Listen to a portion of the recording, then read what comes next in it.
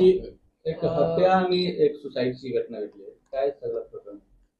Goregaon वेस्टला 2 August रोजी Goregaon waste police स्टेशनला एक कॉल आला आणि कंट्रोलवरनं कॉल आला की एक मयत इसम आढळून आलेला आहे टोपीवाला लेनमध्ये.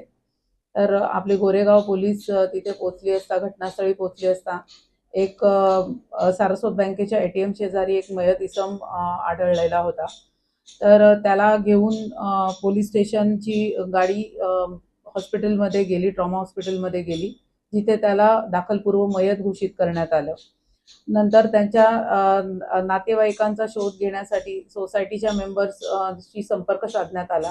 त्यांच्या पत्नीलाही फोन करण्यात आले, मात्र त्यांची पत्नी ही फोन उचलत नव्हती. त्याच्यामुळे त्यांच्या मयताच्या गळ्यामध्ये एक लॉकेट सारखे त्याच्यात 2 कीज लावल्या होत्या त्यांनी. तर त्या कीजच्या सहाय्याने पोलिसांनी आणि मयताच्या नातेवाईकांनी दार उघडण्याचा प्रयत्न केला. तर त्यांनी दार उघडल्यानंतर आतमध्ये त्यांची पत्नी बेडरूममध्ये मयत अवस्थेत आढळली होती. तिचा गळा दाबून मर्डर केलेला घटनास्थळी दिसून आलेलं होतं.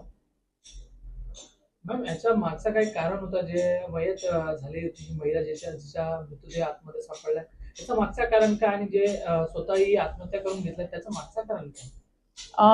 मयतात ज्या वेळेला आपल्याला ह्या दोन्ही बॉडीज सापडल्या त्यानंतर आपण जी इन्व्हेस्टिगेशन केली त्या इन्व्हेस्टिगेशनमध्ये असं आढळलं की जे मयत श्री किशोर पेडणेकर होते त्यांनी त्यांच्या पत्नीचा गळा दाबून चादरीच्या साह्याने गळा आवळून खून केलेला होता.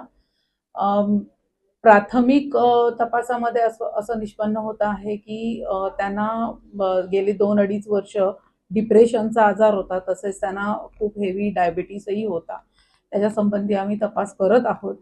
आणि त्यांनी ज्या वेळेला हे केलं कृत्य त्यानंतर त्यांनी जवळपास सकाळी 4 वाजण्याच्या सुमारास त्यांच्या एका नातेवाईकाला एक डिटेल SMS व्हॉट्सअपवर मेसेज केला होता की त्यांनी त्याच्यामध्ये त्याचे बँक अकाउंट डिटेल्स दिले होते, तसेच बँक अकाउंटचे पुढचं नॉमिनी कोण असणार वगैरे दिलं होतं. तसेच त्याच्यामध्ये त्यांनी एक असं इंडिकेशन केलं होतं की मी जिवंत नसणार. तिथे घटनास्थळी जो CCTV होता त्यानंतर आपल्याला CCTVचं ज्या वेळेला आपण प्रॉपर एक अवलोकन केलं त्यानंतर आपल्याला हेही सापडलेलं आहे की मयत जे किशोर पेडणेकर आहेत ते त्यांनी गच्चीवरनं 5व्या मजल्यावरनं उडी मारून आत्महत्या केलेली आहे. मॅम, त्यांचे मुलं देखील होते असं देखील सांगण्यात येत आहे, तर त्यावेळी त्यांची मुलं कुठे होती?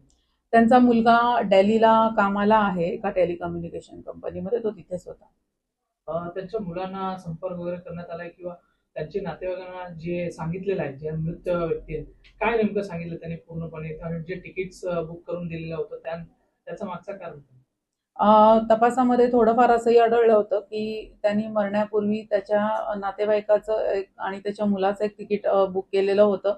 मुलाचं दिल्लीवरनं इकडे येण्याचं फ्लाईटचं एक तिकीट बुक केलं होतं आणि त्यानंतर मेसेजही केला होता की बाबा त्याला इथे आणा म्हणून.